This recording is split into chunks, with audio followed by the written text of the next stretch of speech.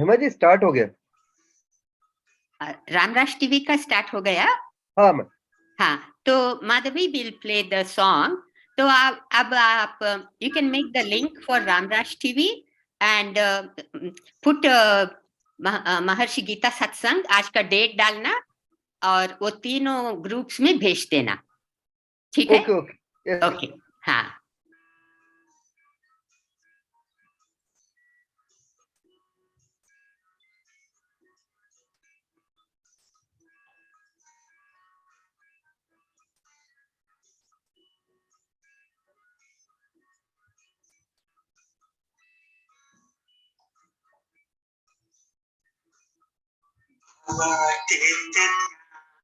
कर लो जीवन पूर्ण बनेगा, भवतीर्थ ध्यान कर लो जीवन पूर्ण बनेगा, अनुभव कर लो जीवन पूर्ण बनेगा, 20 मिनट बस ध्यान कर लो जीवन पूर्ण बनेगा, सुबह शाम बस ध्यान कर लो जीवन पूर्ण बनेगा, आसन प्राणायाम कर लो जीवन पूर्ण बनेगा, अनुभव कर लो जीवन पूर्ण बनेगा, भवतीर्थ ध्यान कर लो। सबकी आत्मा शांति का सागर है, सबकी आत्मा आनंद का सागर है, सबकी आत्मा शांति का सागर है, सबकी आत्मा ज्ञान का सागर है, सबकी आत्मा ज्ञान का सागर है, सबकी आत्मा शक्ति का सागर है, सागर है, सागर है, अनुभव कर लो जीवन पूर्ण बनेगा, 20 मिनट बस ध्यान कर लो जीवन पूर्ण बनेगा, सुबह शाम बस ध्यान कर लो जीवन पूर्ण बनेगा, आसन प्राणायाम कर लो जीवन पूर्ण बनेगा, भवतीर्थ ध्यान कर लो जीवन पूर्ण बनेगा, अनुभव कर लो जीवन पूर्ण बनेगा, भवतीर्थ ध्यान कर लो।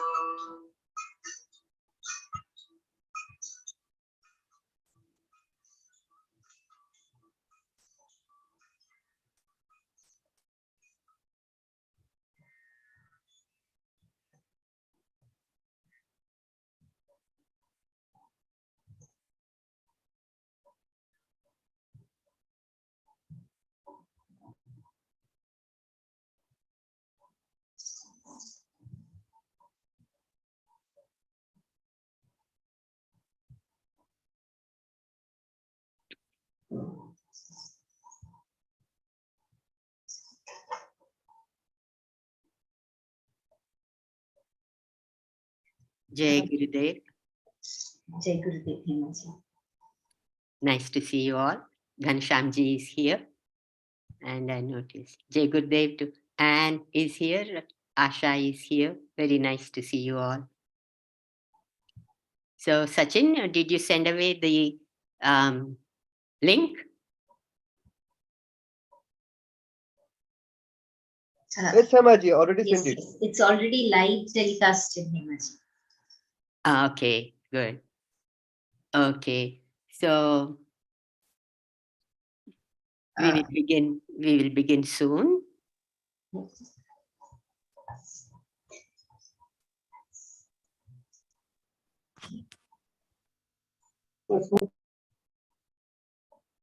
Okay, Anita ji joined. Mataji has to join yet, I think. Yeah. Just a few more seconds left. Asha joined from, is that, are you from Suriname, Asha ji? Jai Gurudev, Asha ji.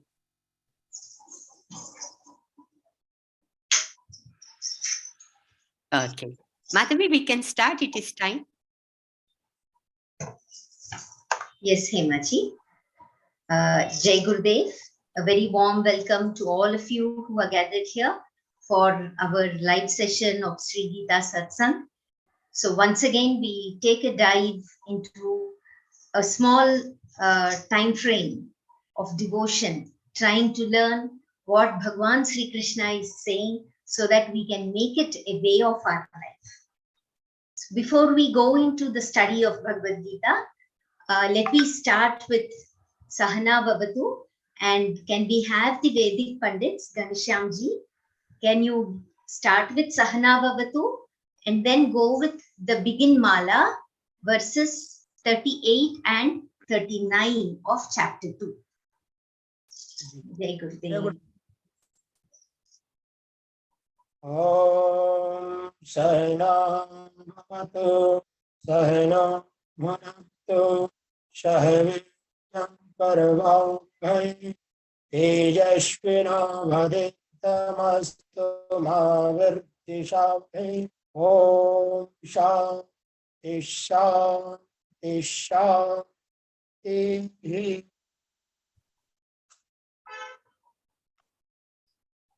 Jai Gurudev. Jai Gurudev Mataji. Jai Gurudev, Mataji. Jai Gurudev Nana. Jai Gurudev Mataji. Seeing all the beautiful smiling faces makes your day. Okay. So, Can we have the Begin Mala, Ghanshyamji, verses 38 and 39? Om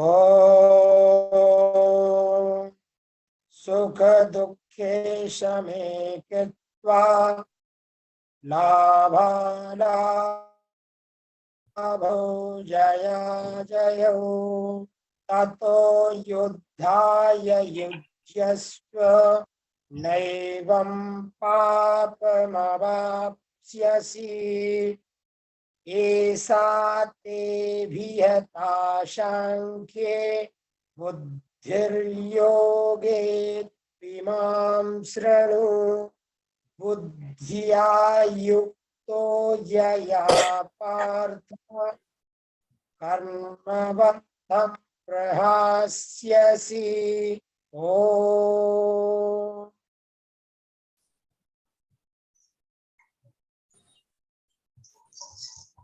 Thank you, Ghanshyamji.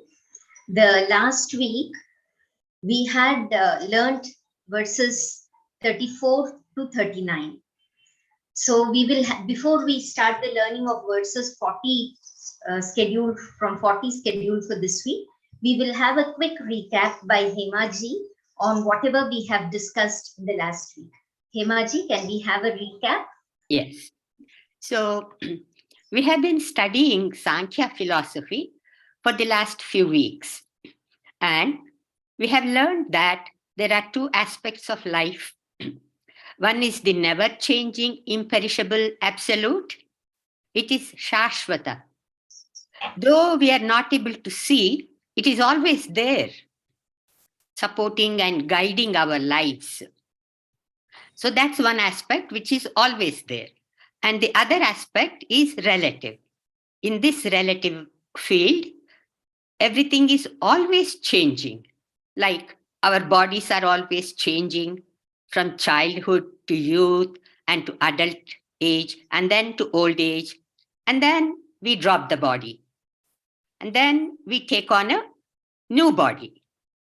So Sri Krishna Bhagavan said that this transition is like throwing away old clothes and wearing new clothes. So these are the two aspects, and we have studied that thoroughly. And after the thorough discussion of all this, we have summed up Sankhya wisdom.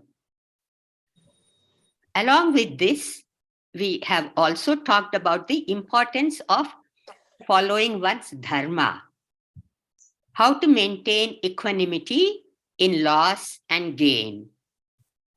So this is a very practical point that is brought out in shloka number 38. And Madhavi explained it beautifully last week. The shloka 38 says that by following one's dharma, and even if it is fighting, one will not incur sin. So it's very important to follow one's dharma, because we don't want to do anything wrong. Sin is doing something wrong. Sin is when we violate the laws of nature, then we suffer because we are violating the laws of nature. That becomes a sin. So because we don't want to suffer, we don't want to do anything sinful. And how to stay away from that? That is by following our dharma. So Sri Krishna Bhagavan made it very clear that by following your dharma, you will not incur sin. So Sri Krishna said, the first consideration in deciding action should be whether or not it is sinful. If it is sinful, we will not do it.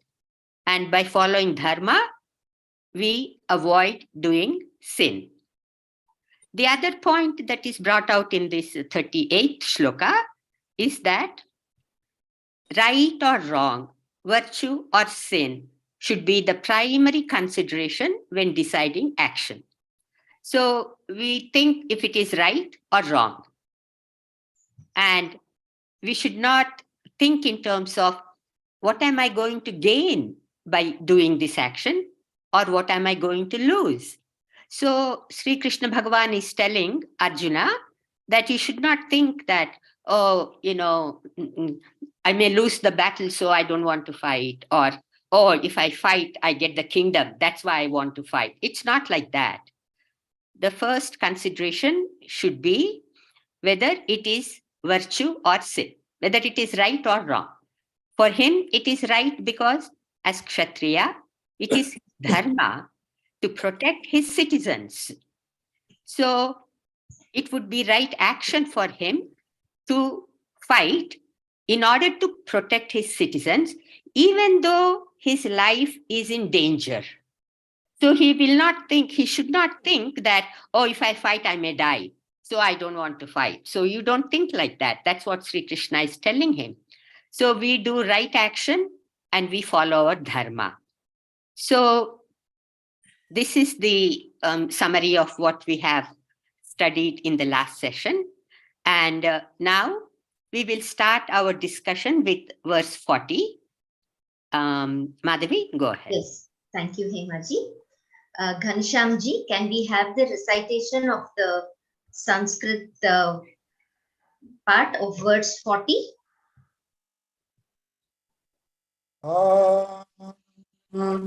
Neha vikramanasosti pratyavayo na vidyate svalpamasmapyasya dharmasya trayate mahato bhayat. Om.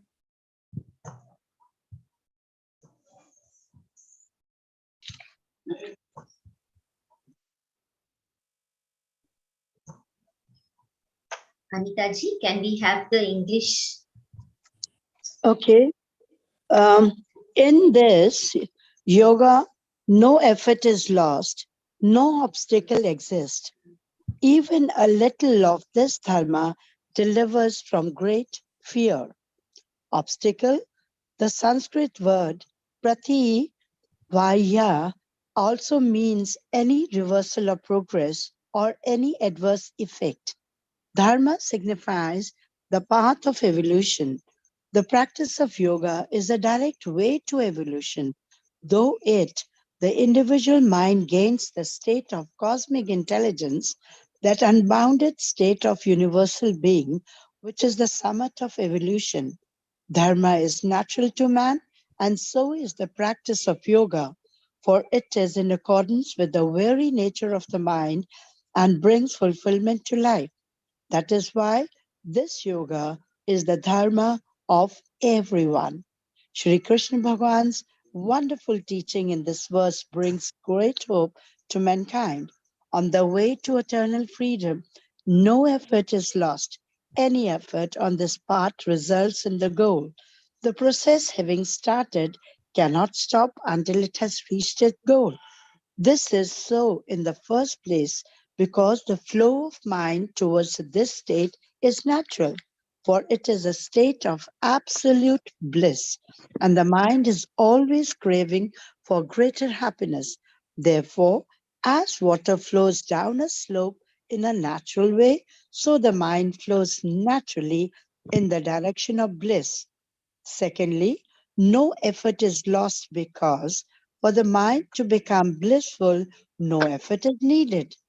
If effort were necessary, then the question of effort being lost would arise.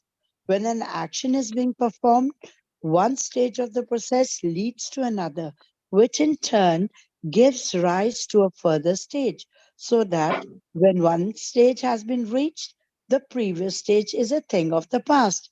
In the performance of every action, therefore, some stage is lost, some energy is lost, some effort is lost. When Sri Krishna Bhagavan says here that no effort is lost, it can only be because no effort is required. This means that Sri Krishna Bhagavan's technique of establishing the intellect in the absolute is based on the very nature of the mind. We must therefore inquire how the mind, motivated by its own nature, succeeds in gaining divine consciousness without effort. When a man is listening to music and a more beautiful melody begins to come from another source, his whole mind will turn to enjoy it. No effort is needed to shift the attention to a more charming melody. The process is automatic. There is no less of energy between starting to listen and enjoying the music with rapt attention. This is Shri Krishna Bhagwan's meaning.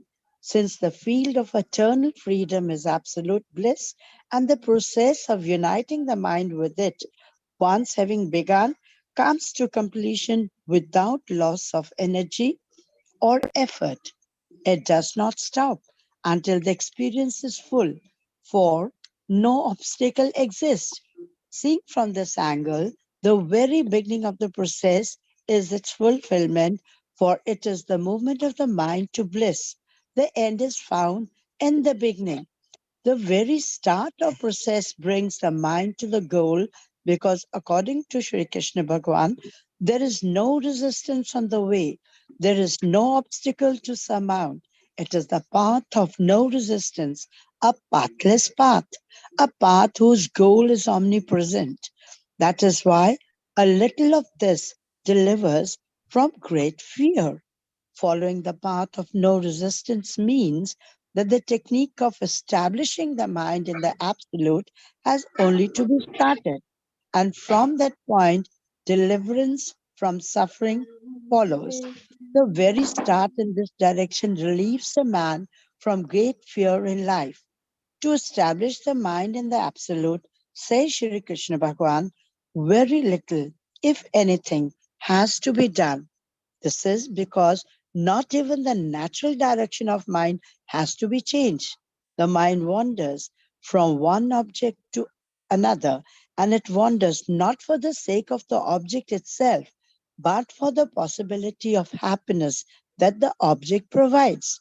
Thus, it does not actually wander from one object to object, but moves from a point of lesser happiness to the point of greater happiness, since the greatest happiness is its goal, and the flow of the mind is already in the direction of greater happiness. The direction need not to be changed. And since there is no need even to change the direction of the mind, it appears that nothing need to be done to realize the goal. But the way Lord Krishna says, a little of this practice, this shows that something has to be done. What is necessary is only to begin to experience the increasing charm on the way to transcendental absolute bliss. And in the case of diving, one has only to take correct angle and let go. The whole process is accomplished in an automatic manner. This is what Shri Krishna Bhagavan means by a little of this. Just as the first ray of the sun dispels the darkness of the night, so the first step in this practice dispels the darkness of the night and fear.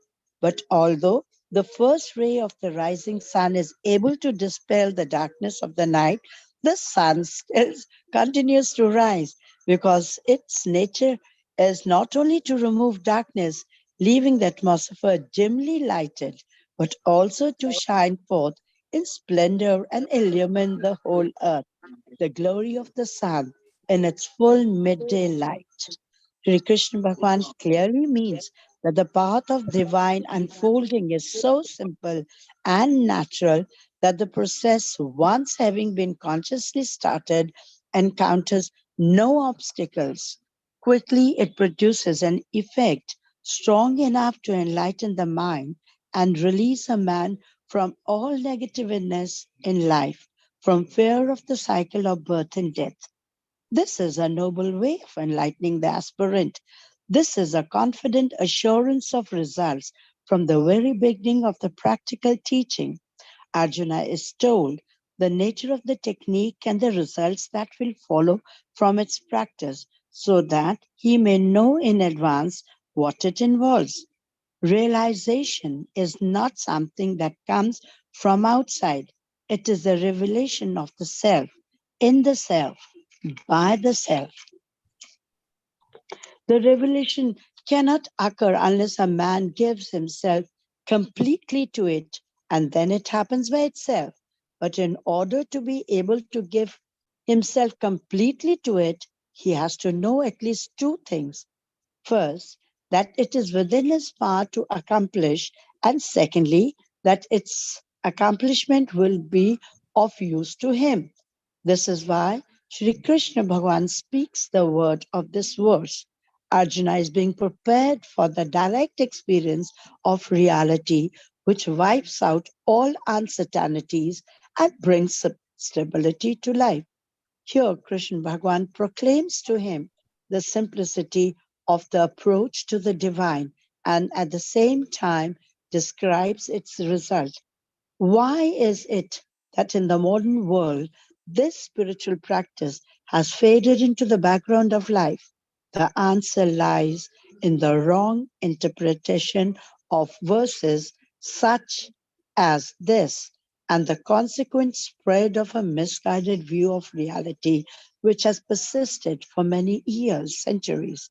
Having explained the simplicity and effectiveness of the principle of establish the intellect of the divine, Sri Krishna Bhagavan in the following verses introduces the technique for its accomplishment. Jai Gurudev. Thank you, Anita ji. Mataji, can we have your comments on this verse? Madhavi, between Madhavi and Anita, everything has been said. Everything that, Maharishi ji brought out has been said. But let us see. I always have this habit of, reading the verse before and the verse after. And I know, Hema ji is going to pick up on the verse after. But just so that, in the mind it connects. So I will read the 39 to 41 and then I will proceed.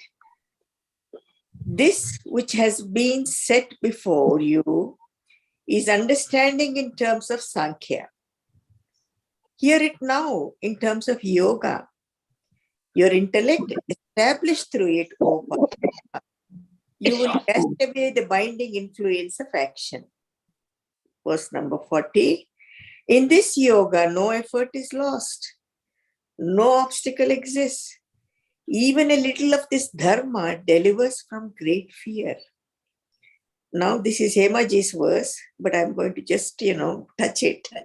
In this yoga, O joy of the Kurus, the resolute intellect is one-pointed, but many-branched and endlessly diverse are the intellects of the irresolute. Now, here Bhagavan begins the teaching of yoga to Arjuna, and then he's trying to make him understand, bring the intellectual understanding in terms of the Sankhya. So he's saying, before you have understood in terms of Sankhya, now you hear it in terms of yoga. Your intellect, when it is established through yoga, O Partha, then you will cast away the binding influence of action. This is the whole essence of it. Now, what does intellectual understanding do? Let us try to understand it.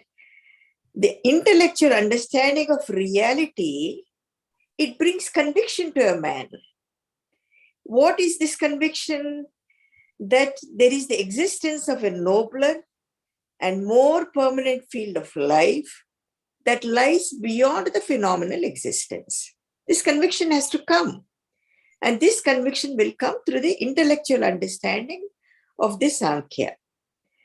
And, and what is needed is in the practical experience and application is through the yoga. Because you cannot stop there at the intellectual. It has to be practical and it has to be applied. So here Bhagavan Krishna's intention is very clear. He wants to introduce Arjuna to a practice, a technique, and whereby he will have the positive experience of the truth. And what is the purpose of this? It is to bring him to a state where he is unaffected by the binding influence of action.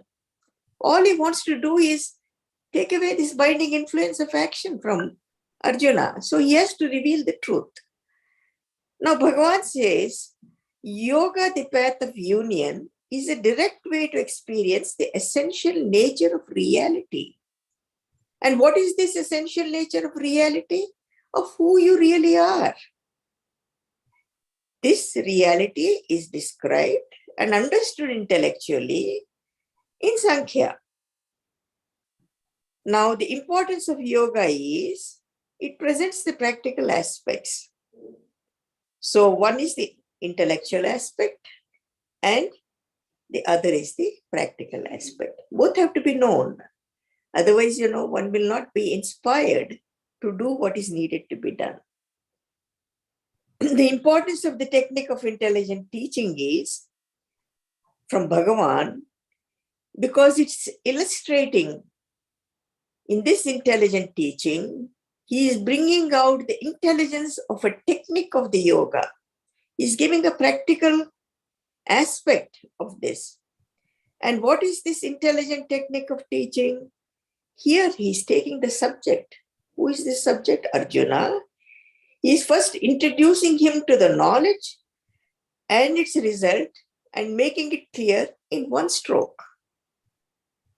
In one stroke, he's getting introduced to the knowledge and also the result. And Arjuna, seeing both the subject and the possibility of achieving the desired goal, now he is eager to begin the practice. This is what Bhagavan has achieved. And this is what all TM practitioners and all the aspirants will achieve, is that they are inspired and then they start practicing this yoga, the technique, and then they will achieve the desired goal as soon as they start.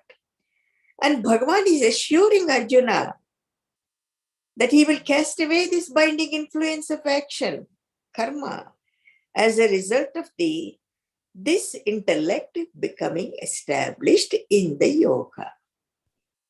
Now, what is the purpose of this? The intellect is becoming established in the yoga. And by being that, this binding is cast away. Now, how does one rise above the binding influence of karma? How does one rise above the binding influence of karma? The direct experience of transcendental bliss gives a man such a great contentment that the joys of the relative world fail to make a deep impression on him. And then he rises. This is how he rises above the binding influence of karma. Before it was all these little things that were binding him. Now he had this ocean of bliss experience. Why does he want all these small things? Huh? If you are giving, something very, very big, why does one want chocolates and candies and all that? That is more satisfying, right? If you are getting the Amrit. Now, Bhagavan says here, just as a contented businessman having achieved great wealth is not affected by small losses or gains. Now, let us take a step more forward and say, what is this established intellect? What is this established intellect really? By using the word buddhi, Krishna makes it clear that the mind purified and settled by the wisdom of the Sankhya becomes established in the self through the practice of yoga, which we call it, here we can say it is the TM. Intellect established indicates that it is not wandering. The mind is not wandering. It is established. The mind is established in intellect and happy to be established in the intellect. And the mind should be raised to the state of the intellect through the wisdom of Sankhya and then be turned to yoga to be established. This is the process. And now Bhagavan is going a step forward and he's saying, I'm conveying to you this in the greatest simplicity and effectiveness in this technique.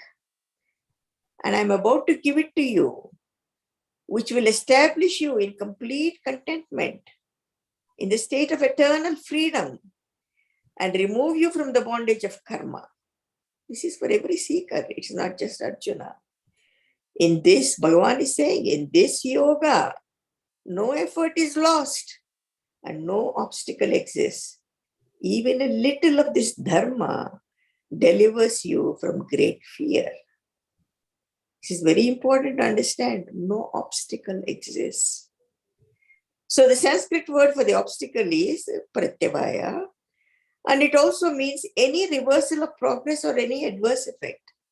So there is not going back or there is no adverse effect.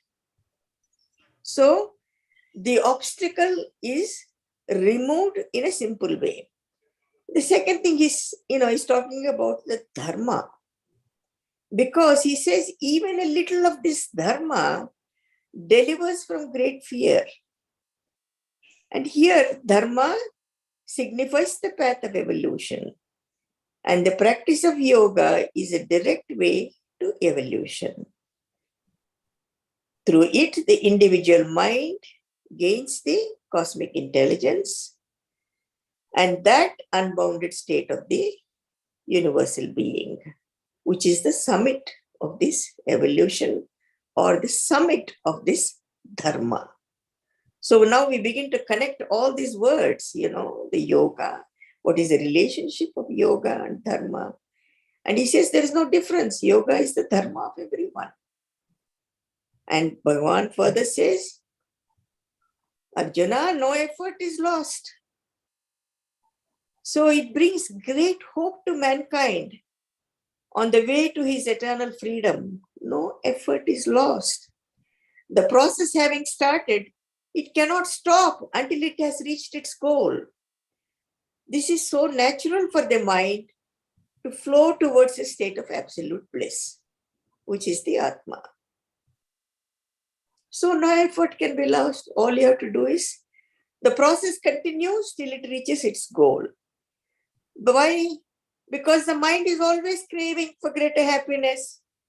And so just as the water is flowing down the slope, so the mind is naturally moving in the direction of bliss. So again, the process is natural and effortless. And also there is no loss of energy. Not only is it natural and effortless, he says there is no loss of energy. The very beginning of this process is its fulfillment in bliss. And the end is found right in the beginning. This is the most important thing to understand. The end is found right in the beginning. There is no resistance on the way, and there is no obstacle to surmount. Now, since the field of the eternal freedom or the self or the Atma is absolute bliss, this process of uniting the mind with it, once having begun, comes to completion, again without loss of energy, without too much effort, and it does not stop until the experience is full. Now again, I'll repeat Bhagavan's words. No effort is lost because for the mind to become blissful, no effort is really needed.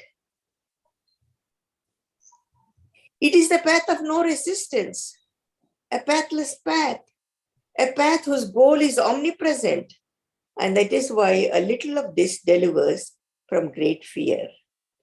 Now Bhagavan is further saying to Arjuna, very little, if anything, has to be done. It is very little. If anything has to be done, it is only very little. Mind does not wander from object to object, but moves from a point of lesser happiness to a point of greater happiness. And when Bhagavan says, it is only a little, even if it anything, he is further saying, a little of this practice. For this little of this practice, something has to be done. And what is it that something has to be done? All you have to do is only to begin. Only to begin the practice. And then you start experiencing the increasing charm on the way to transcendental bliss. So just as in diving, one has to take the correct angle and let go, the whole process is accomplished in a natural and effortless manner. And again, Bhagavan says that this, it's a simple process. The path of divine unfolding is so simple and natural that the process, once having been started, encounters no obstacles. And he says, quickly it produces an effort strong enough to enlighten the mind, remove all the negativity in life, and from the fear of birth, a cycle of birth and death. This is the greatest fear. Besides the bondage, this is the next greatest fear, that I will be forever in this cycle of birth and death. And he says that fear will be removed. And then Bhagavan is saying, what is the true realization? He's teaching that realization is not that something that comes from the outside. It is the revelation of the self, in the self, by the self. Again, it is the revelation of the self, in the self, by the self. This noble teaching for enlightenment, it is the most noble teaching for the aspirant. There is an assurance of the results from the very beginning, and it is a very practical teaching, and it is being told that the nature of the technique and the results that will follow from this practice. So, what is really needed for this self-realization? The revelation cannot occur unless a man gives himself completely to it. And then it happens by itself. You don't hold yourself back. You completely give yourself. The two important things for the aspirant or the seeker are, first, that it is within his power to accomplish it. And second, that its accomplishment will be of use for him. These are two very important things that he needs to understand, Arjuna needs to understand here. that first, it is within his power. The second, whatever is accomplished is very useful for them. And so Bhagavan is preparing him for the direct experience of the reality, which wipes out all uncertainties and brings stability to life. Now, also, although the process is simple, the approach to the divine is simple, and the results are guaranteed, still there has been failure of adopting these adhyatmic practices in the modern world. And why is it so? So Bhagavan says, the Maharishi is saying, the answer lies in the wrong interpretation of the verses and the consequent spread of misguided view of reality, that everything is difficult, everything, there are too many obstacles, it cannot be accomplished and all that, which has persisted for many centuries. Now, revival of Bhagavan's technique of yoga. This is, Bhagavan introduces the technique by saying, in this yoga, the resolute intellect is one-pointed, but many branched and endlessly diverse are the intellects of the irresolute. Now, Hemaji will continue on this. She will expound on this. And only I would just end, the ending sentence will be, Bhagavan is pointing out the two states of the mind, the resolute and the irresolute. Arjuna, who is the seeker, every seeker represents, is in a state of irresoluteness. And Krishna's intention is to bring Arjuna to this resolute state by showing him about the irresolute state of his mind. He has to show his mind first. Your mind is irresolute. And then guide him how to be resolute. Hemaji, it's all yours now. Enjoy it. Jai Gurudev. Yeah. And everybody have a very, very happy new year. I didn't say happy Ugadi, So Thank you, Mataji, for your comments. Any questions from the audience? Madhavi, do you want to ask any question or say something? Basically, from this verse, we do understand that it is just the apprehensions that are there in the minds of people like us, which are standing as an obstacle in our Yeah. path. Yes. We are trying to. Yeah. There is nothing beyond that. We ourselves create these thoughts. We do not allow them to settle down. Once these thoughts are settled, it is easy for us to transcend. So Yeah. even before we take the first step, we put an obstacle because of our thoughts. It's all Because in of our doubts and concerns, and then, and so those are that's why, in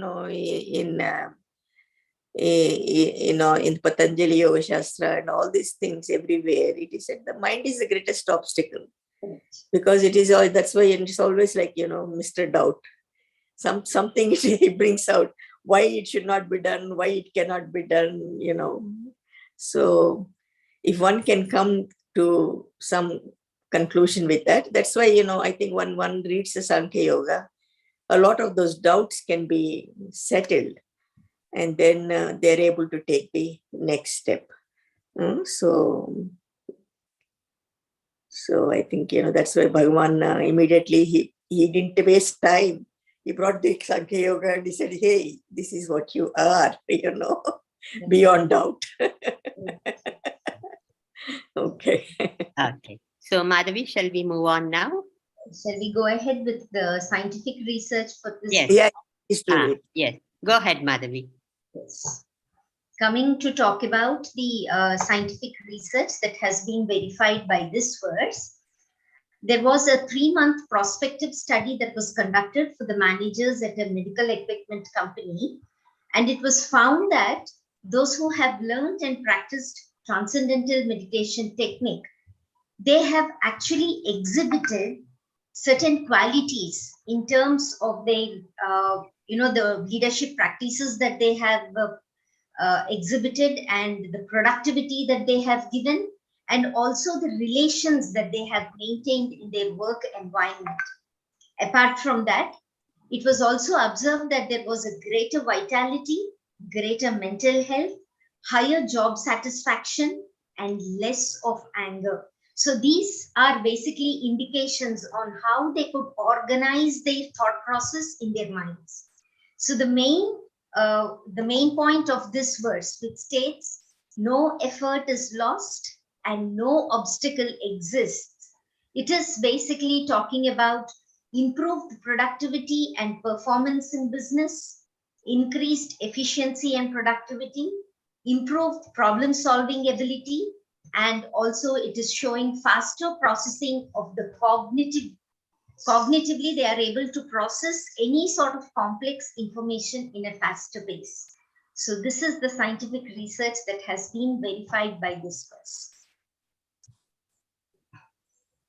Okay, very good. You explained very nicely, Madhavi. So let's move on to the next shloka now. Ghanshyamji, can we have the Samskrita recitation of verse 41?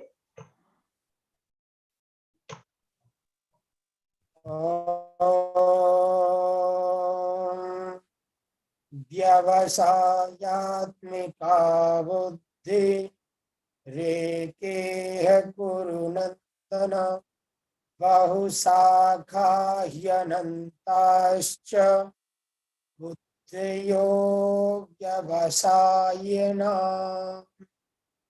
Om Jai Gurudev. In this yoga, O joy of the Kurus, the resolute intellect is one-pointed but many-branched, and endlessly diverse are the intellects of the irresolute. In this yoga, in this path to bliss, when the mind moves towards bliss, it experiences increasing charm at every step, as when one proceeds towards the light, the intensity increases continuously. When the mind experiences increasing happiness, then it does not wander. It remains focused in one direction, unwavering and resolute. Such is the state of the mind moving in the direction of bliss, and when it arrives at the direct experience of bliss, it loses all contact with the outside and is contented in the state of transcendental bliss consciousness. When the mind comes out of this state into the field of action again, it remains contented and therefore maintains its resolute state to a greater or lesser degree. Through practice, this state becomes established. That this is what Sri Krishna Bhagavan means when he says that in this yoga, the resolute intellect is one-pointed. The minds of those who do not practice this yoga are constantly in the field of sensory experience. This fails to provide the mind with that great joy which alone can satisfy its thirst for happiness. That is why the minds of such people continue to search and wander endlessly. Sri Krishna Bhagavan here further clarifies verse 38. Arjuna is advised to rise to the state of resolute intellect, for only in this state will he be able to win that evenness of mind in pleasure and pain, loss and gain, victory and defeat, which Sri Krishna Bhagavan makes the prerequisite for battle. It may appear that there is something negative in this approach to reality, for although the purpose is to establish Arjuna in the resolute state of mind, in this verse, the characteristics of the irresolute mind are emphasized. This is significant. If a man on a mountain peak wishing to guide another who is only halfway up keeps shouting directions about where he himself is standing, it will not help the other man to arrive at the top.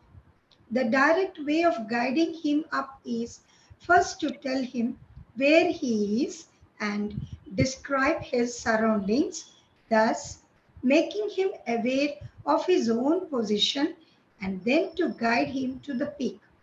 Arjuna is in a state of irresoluteness, and Sri Krishna Bhagwan's intention is to bring him to the resolute state by first showing him all about the irresolute state of his mind and then guiding him to the resolute state. Having pointed out these two states of mind, Sri Krishna Bhagwan in the following 3 verses explains the conditions under which the mind continues to remain irresolute. After this, he will direct Arjuna to rise from that state and become resolute so that his mind may be established in reality. Jai Gurudev. Thank you, Bindu. Hemaji, can we have the comments on this verse? Yeah. So the first main point I see in this verse is the resolute intellect is one-pointed. Mataji covered a little bit about that, and I will elaborate on that. What this means is, in this yoga, means we are all on this path to bliss. The mind is moving towards happiness. When we are moving in that direction and finding happiness, the mind does not wander because you are getting the result. You are feeling happy. So it keeps on moving in that same direction. So you stay focused.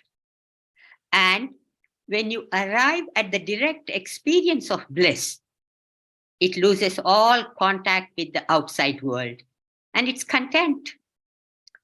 मन तृप्त हो जाता है और जब ध्यान से बाहर निकलता है तो तृप्त रहता है. So you experience that happiness, you are content. When you come out of meditation, you bring that happiness into the activity along with you. And so you stay happy in the activity when you come out of the meditation also. And with regular practice of our meditation, this good feeling stays with you all the time. That's why the regularity of practice is emphasized, because our experience becomes more and more, it stays with us. So that's why regularity is important. So the second main point is about those who are not practicing yoga of transcendental meditation. So while you're on the path, you are getting the result, you are happy. So that's one category. But somebody who is not on the path, who has not yet started the practice of meditation, they're constantly enjoying sensory experiences. You go to movies, you go to parties, you go watch TV, you are on the WhatsApp, etc., etc. These give some happiness, no doubt about that, but these do not give the great joy of Atmananda. That is, the happiness that you get from inside of you, from your Atma. This happiness is inside, and when we get that happiness, then it lasts, it stays with us all the time. But the happiness that you are getting from the outside, you are happy as long as you are doing it, and after that, that happiness is gone. So it's not permanent happiness. It is temporary. It is superficial. It is transient, the outside happiness. So that's why, because there is no satisfaction in the outside enjoyment, the mind keeps on wandering from one thing to the other. That is why their minds keep searching for more and more happiness. So these are the two kinds of situations. Resolute intellect, the intellect We stay focused in our path until we reach the goal. And as Mataji pointed out in the previous verse, once we start the practice, everything moves on easily because it's like the water flowing, going down the slope. It just moves easily and effortlessly and reaches the goal. But when someone did not start the practice yet, then we are just going round and round in the superficial values, superficial happiness of life. So we'll have scientific research and then we will take any questions. Anita, can you do the scientific research of verse 41, which is verified by Maharishi's transcendental meditation, is increase integration of brain functioning. And if we see the diagram, through the diagram, we can see that the concept of learning, moral reasoning, academic performance, transcendental consciousness, neurological efficiency, creativity, all are centered into the one point resolute way which Hemaji has just explained. And the resolute intellect is one-pointed, and by that it increases the intelligence, it increases greater intellectual orientation, because when we had that established resolute, then what happens?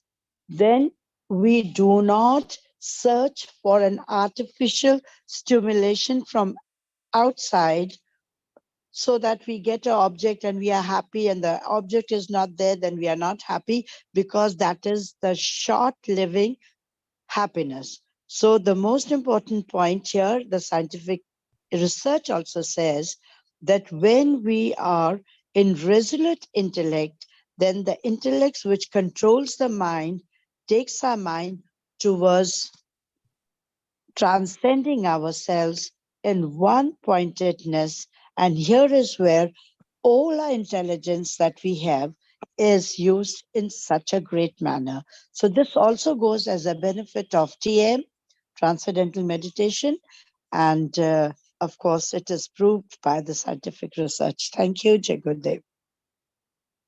Thank you, Anita. Can we have any questions, or somebody would like to add on something at this juncture?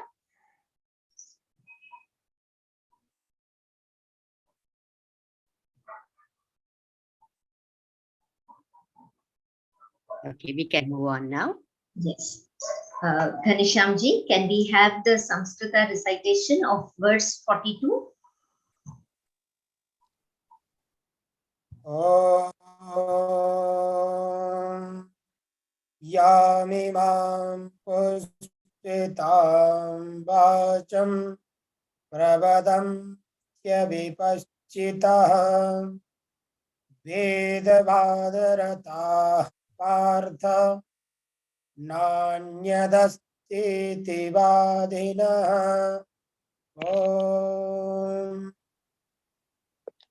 The undiscerning who are engrossed in the letter of the Veda, O Partha, and declare that there is nothing else, speak flowery words. The Vedas are authentic exposition of the path of evolution. They elucidate step by step the gradual process of the integration of life and teach the knowledge by which a man may quickly rise through all levels of evolution and attain final liberation.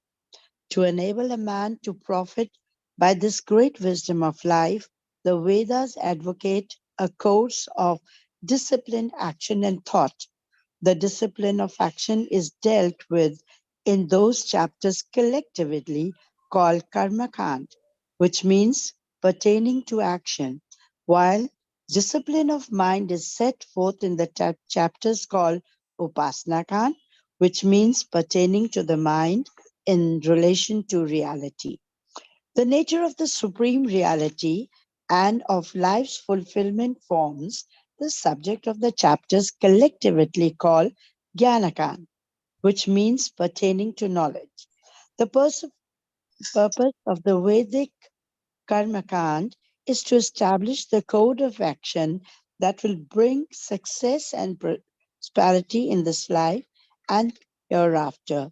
It deals with rites and rituals necessary to establish coordination between the different aspects of individual life, coordination between man and the other creature, between man and the different forces in nature, between man and angels, and between man and God in heaven.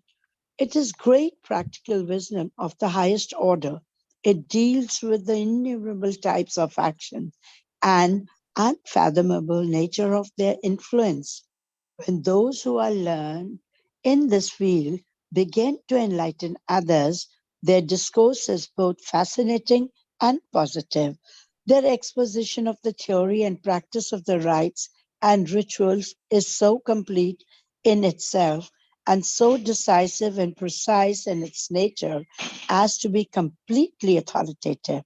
The Karam of the Vedas lays down specific condition for the attainment of specific results. It is clear, practical exposition of the laws of nature governing cause and effect in creation.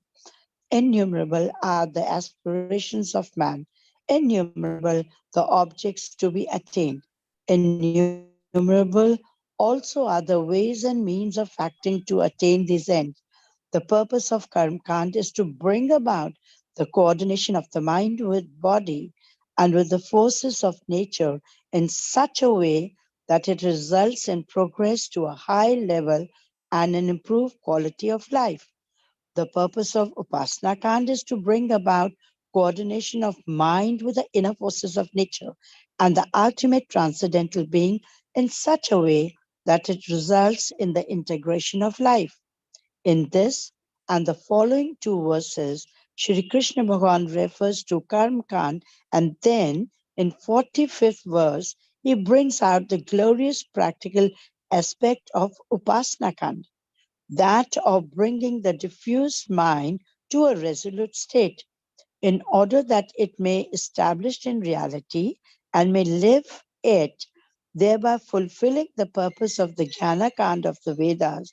This is what makes Bhagavad Gita the essence of the Vedas and the highway to the fulfillment of the Vedic way of life. Jai Gurudev. Thank you, Anita ji. Hema ji, can we have the comments on this verse? Yeah. So, as we have discussed in the past few weeks, there are two fields of life, manifested and unmanifested fields. Both together comprise the whole reality. But some people who only possess the wisdom of the Vedic action, the Karma Kanda that we just heard from the commentary, they aspire within the manifested field alone. So this Karma Kanda, it gives the knowledge about Vedic action, how to perform action, how to get proper results, how to be successful, how to get prosperity, and all that. So some people get caught up in that. And to the extent where they forget the unmanifested field, which is the basis of the manifested field of life. And so they begin to speak in very flowery words. Yamimam pushpitam vacham. These words they describe so beautifully that people are drawn to it to such an extent that they are completely caught up in that. They're completely engrossed in that, to the point where they forget the underlying reality of life. And so that's where the problem comes. Owing to the lack of knowledge of the absolute, of the unmanifested field of life, such people are heard proclaiming in flowery language that there is nothing beyond the field of Vedic action. So that is the source of the problem. And how to go beyond that, we will discuss in the following couple of verses. And then Sri Krishna Bhagavan gives the technique of how to contact the unmanifested absolute field of life also. Anitaji, can we do the Yes. scientific research or? Yes. Yeah. In this verse, there is a holistic improvement in intellectual performance. It has been found out that those who learned Maharishi Transcendental Meditation Program showed significant improvement in 5 measures of intellectual functioning in comparison to the controls. The word undiscerning relates to a great scientific research that we find here is the increased field independence, indicating broader comprehension and increased ability to focus attention, improved cognitive flexibility, and faster processing of cognitive complex information, improved comprehension, and increase mental clarity and wakefulness. Now, this I think Hemaji would best tell us that how this verse takes us to the field of creativity, field of independence, practical intelligence, mental efficiency, and fluid intelligence through this verse. Thank you, Jai Gurudev Hemaji. Thank you, Anitaji. Any questions here from the participants?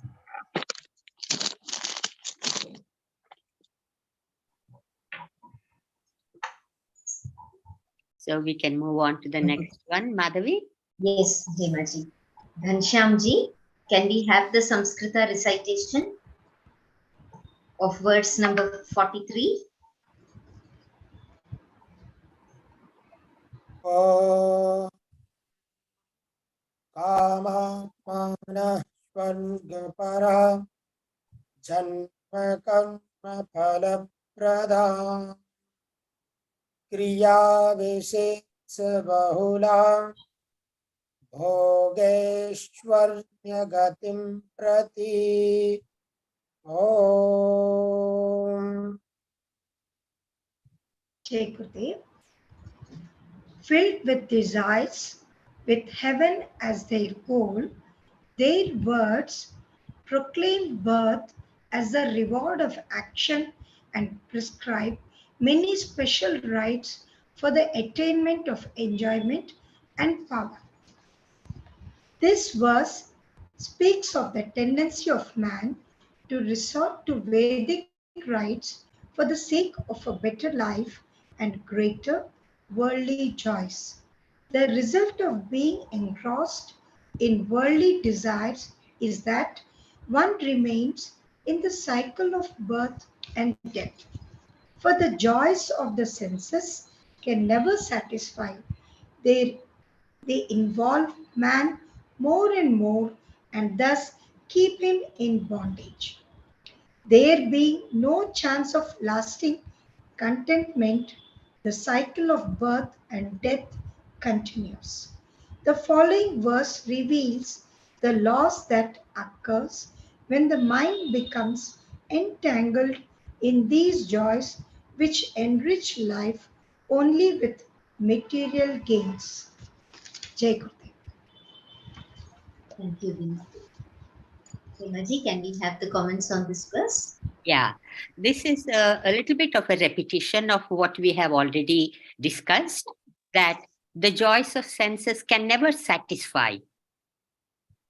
Plus, the mind is held fast in the grip of action because you are doing this and then this and then this, always doing something to find more and more happiness. So you're always caught up in action and it becomes involved in vigorous and manifold activities.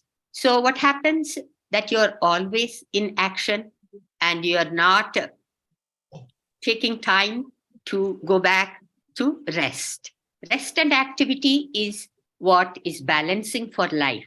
But because one is always in action, then the rest part is not there. And so, because one is engrossed in the sensory enjoyments and not fully finding satisfaction, they just remain in that field of relative life. So, Yes, Hemaji, can I add here yes, that there is the progress of mind is only one track. Is that true? The mind is progressing only in one track. And that track is that mind is entangling in the joys through stimulation of material gains. right. So that's why it is said that when mind is engrossed in the sense enjoyment, completely preoccupied with that, so you are only looking at one side of life and ignoring the other side of life, which is unmanifest, which is underlying basis of its manifest life. That's true. Yeah. Can you And cover the scientific, yeah, sorry. go ahead. And the scientific research too says that through Maharishi transcendental meditation, then there is a greater moral maturity. And how it comes? Because filled with desires, with heaven as their goal, then what happens? The correlation in subjects practicing transcendental meditation and TM Siddhi program between high EEG currents and greater moral maturity, and between high EEG currents and a unified cosmic perspective on life. Because we are now into the two streams of life, whether we take to the sensory perceptions or whether we take into the internal realization of the self. Like in the previous, we say self, by the self, for the self. So these two streams have been verified by this scientific research. And I think it is very, very appealing, because then when you start reasoning, and then the more moral maturity develops in one person. Thank you, Jai Gurudev. Yes, and with that more moral maturity, one begins to see that there is something underlying.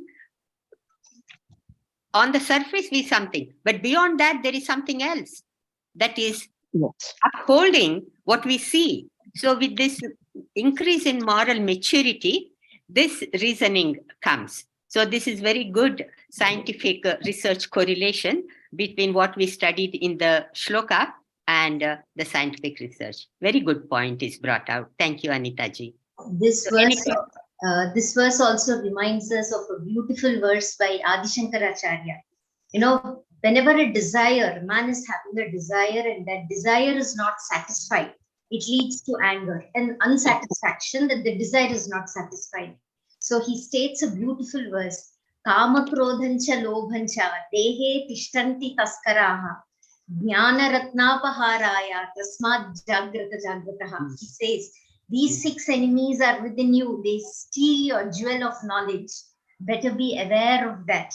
So be cautious when these things are coming. So there is an alertness that he's giving is to us. So small words, but with a lot of profound meaning in that. Yes, that's a very good correlation. So when somebody is involved in all these sensory enjoyments, there is more and more desire coming. You know, you do something, you feel happy, but it's not fully satisfying. So you make 1 lakh rupees, you're happy, but you want to go for a 2 lakh of rupees, then the 3rd lakh, like that. So that desire grows, and then it leads to greed, and then that greed is not good. It leads to destruction. So Shankaracharya is saying Jagrata. He's saying be alert. He's giving a warning. So it is quite pertinent to this. Thank you for bringing it up, Madhavi. So we are running out of time, and we have one more shloka to cover. So let's move on now. Any other questions from the audience? Otherwise, we will move on. Go ahead. Ghanshyamji, can we have the recitation of verse 44, please?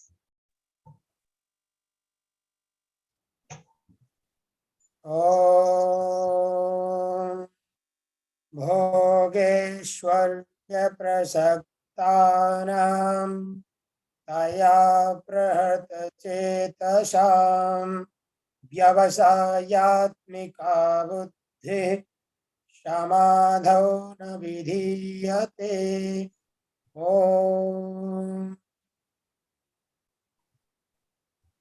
The resolute state of intellect does not arise in the mind of those who are deeply attached to enjoyment and power, and whose thought is captivated by those flowery words. It does not necessarily follow that a man who has great knowledge of relativity cannot also have the wisdom of the absolute. If even an illiterate man can enjoy the absolute bliss, which is his own being, why not the man of learning?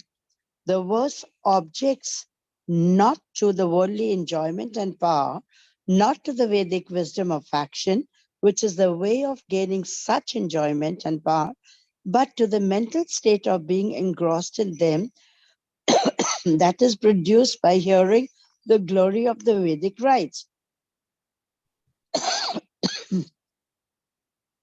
Shall I ask Bindu to read? Yeah, yes. Bindu, take over, please. Yes, Himaji. Yeah. The verse objects not to worldly enjoyment and power, not to the Vedic wisdom of action, which is a way of gaining such enjoyment and power, but to the mental state of being engrossed in them that is produced by hearing the glory of Vedic rites proclaimed in flowery words. It is not surprising that those always occupied in the field of action should proclaim that every attainment is possible through action, and specifically through the Vedic way of action, which undoubtedly provides a direct path to the attainment of anything whatsoever. This point of view, while quite valid in the relative field of life, obviously does not concern itself with the being of the Absolute. The manifested and the unmanifested fields of life together comprise the whole of reality. But those who only possess the wisdom of the Vedic Karma Kanda aspire within the manifested field alone. Their wisdom of action does not directly give them the wisdom of the unmanifested field of reality. Owing to lack of knowledge of the unmanifested absolute, such people are heard proclaiming in flowery language that there is nothing beyond the field of Vedic action. In the 43rd verse, the Lord Sri Krishna Bhagavan has depicted the mind held fast in the grip of action. Fascinated by the flowery language which proclaims the glory of action, it becomes involved in vigorous and manifold activities. Such an ever active mind naturally remains outside the realm of the resolute intellect. Worldly joys, together with a sense of progress through action and effort, keep the mind engaged in outside activities. It is difficult for such a mind to converge towards the resolute state by itself. Activity engages the mind in diversity, and by so doing is clearly opposed to the process of convergence which leads to the resolute state. Only if the intention is there and guidance is received can the mind gain one pointedness, and that even in the midst of enjoyment and power. In the following verse, Sri Krishna Bhagavan gives the principle of the technique for bringing such a diffused mind to a resolute state. Jai Gurudev. Thank you, Bindu. The scientific research, shall I do Hemati first? Or Yeah. you'll explain first? Okay. I thought I'll do the scientific research Okay. so that you can continue with your main points. Okay. So the scientific research here is shows increased intelligence. The students who learned Transcendental Meditation program showed increased intelligence after 14 weeks in contrast to control students. The resolute state of intellect relates to increased intelligence, increased international growth rate, improved reaction time measure correlated with intelligence, greater intellectual orientation, faster processing of cognitively complex information, improved stabilization of organized memory, and improved cognitive flexibility. So this all scientific researches all aim at one point, that is the resolute state of intellect. Jai Gurudev. Okay.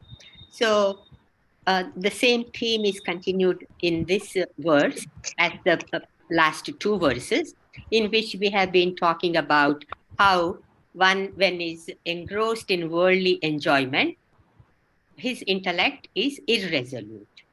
So one point here is very important to understand, and that is, this verse does not object to worldly enjoyment. Only if worldly enjoyment is so much that you don't have time to practice your meditation, then the problem comes.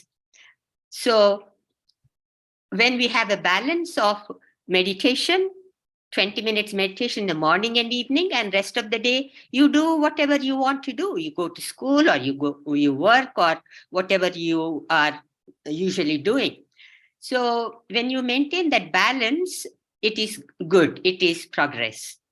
But if you are caught up in worldly enjoyment all the time without having time to practice your meditation, then the problem comes. So it is the state of being engrossed. This word engrossed is important. Only if the intention is there and guidance is received, then the mind can be one-pointed. So that knowledge of how to gain one-pointedness is given in the next verse, that is the 45th verse, which is the most important verse in Bhagavad Gita. So then what happens? Even in the midst of enjoyment and power, we still experience underlying peace and happiness that is there. So how to get guidance? Sri Krishna Bhagavan is going to give that guidance, that technique of self-realization. And with this technique, we transcend, we experience self, we have Atma Darshan, Atma Sakshatkar, the experience of silence within us. And then when you come out and act, we are bringing this happiness, this contentment, this satisfaction, this peace into the activity, and that makes our life very fruitful. So on both levels, we begin to enjoy the unmanifested value of life plus the manifested value of life. So that's what these verses are leading to. And the guidance that had been mentioned in this verse, it is going to come in the next verse. So I'll stop here and take any questions. Is it clear that sense enjoyment is not a problem? Sense worldly enjoyment is all right, as long as we balance our life with rest and activity. My favorite slogan is TM, AM, PM.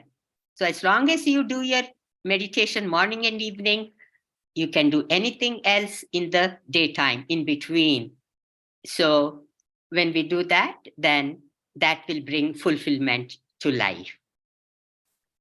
Any questions?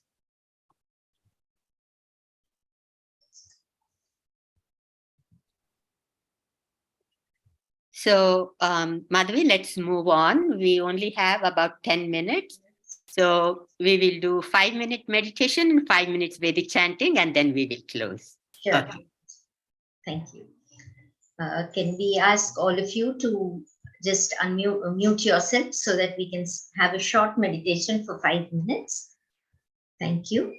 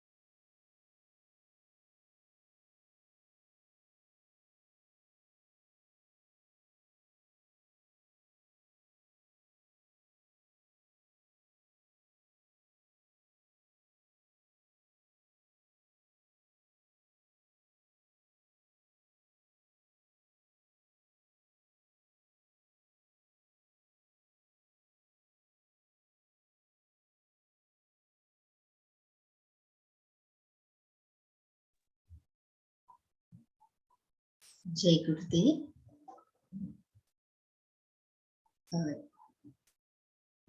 Slowly open your eyes.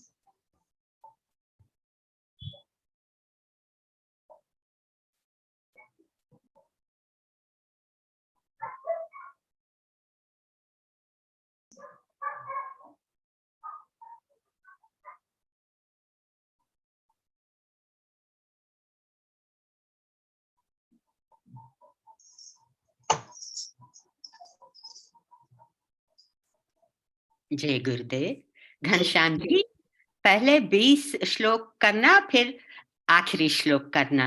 आज ज्यादा time नहीं है, कृपया आरंभ कीजिए। जी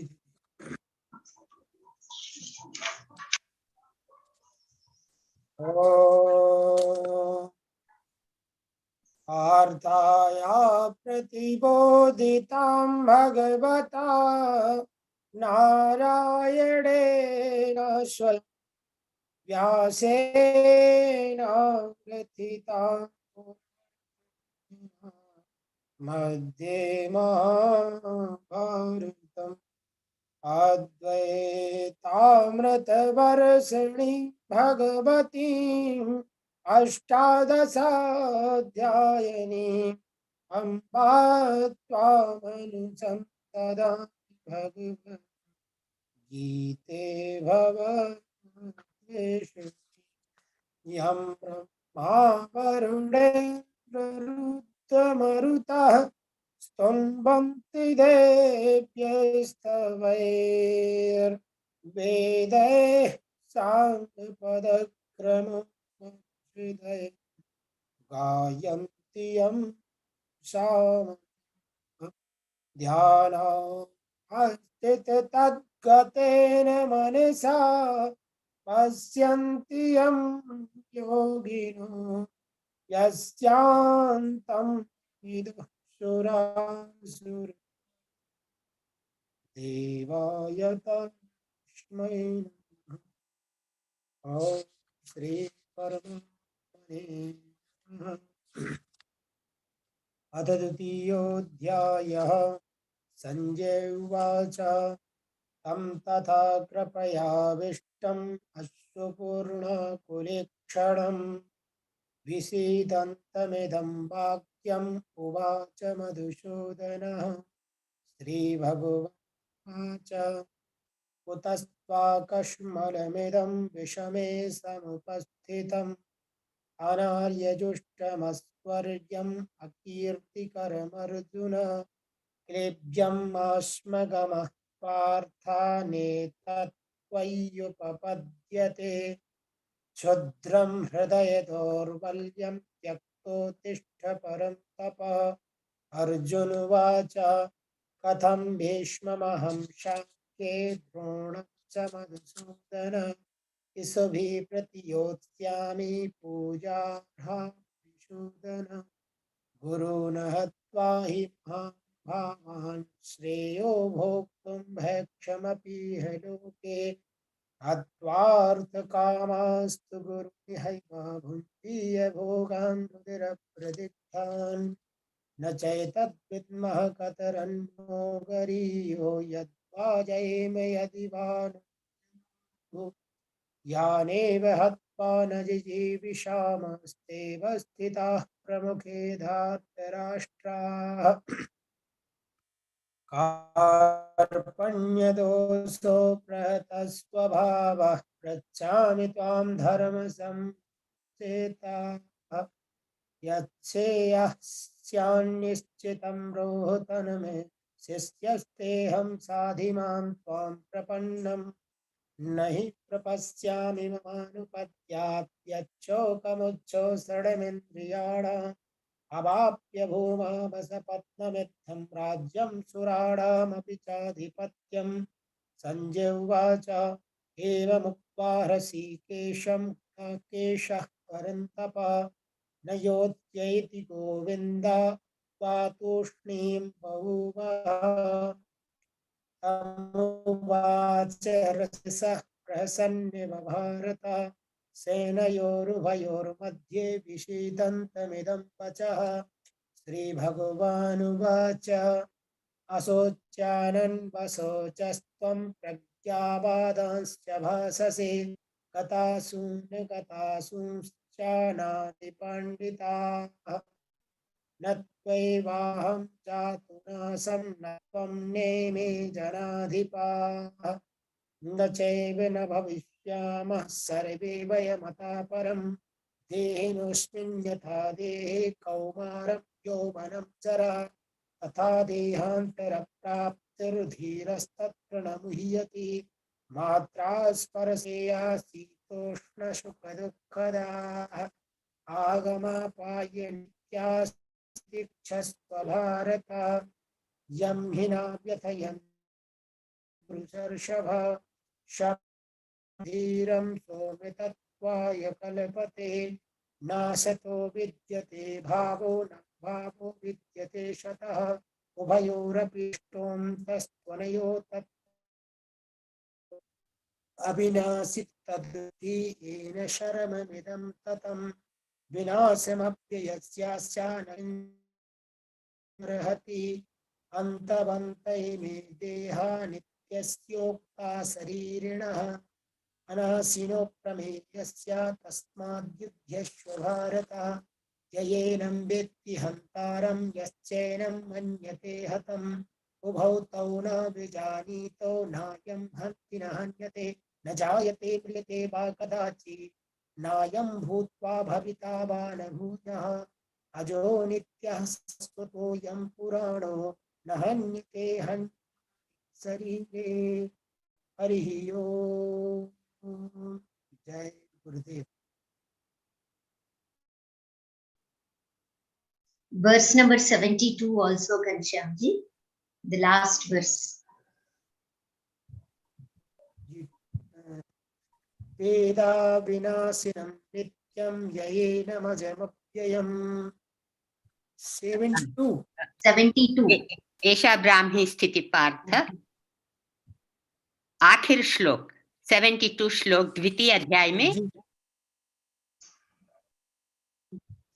एषा ब्राह्मी स्थितिः पार्थ नैना प्राप्य विमुह्यति स्थित्वा स्यामन्तकालेऽपि ब्रह्मनिर्वाणि ॐ तत्सदिति श्रीमद्भगवद्गीतासु उपनिषत्सु ब्रह्मविद्यायां योगशास्त्रे श्रीकृष्णार्जुन संवादे सांख्ययोगो नाम द्वितीयोऽध्यायः. जय गुरुदेव. जय गुरुदेव. घनश्याम जी शांति पाठ भी करना. देव शांति. जी जी. ओम द्यौः शान्तिरन्तरिक्षगो शान्तिः पृथिवी शान्तिरापः शान्तिरोपदयः शान्तिः मायः शान्तिर्विश्वे देवाः शान्तिर्ब्रह्म शान्तिः सर्वगो शान्ति शान्तिरेव शान्तिः श्यामा शान्तिरेधि जतो यतः समीहसे ततो नो अभयं पुरुषन्नः कुरुप्रजाभ्यो भयं नः पशुभ्यः. ओम शांति शांति शांति. Jai Gurudev. Thank you, Manishi. Thank you all for joining.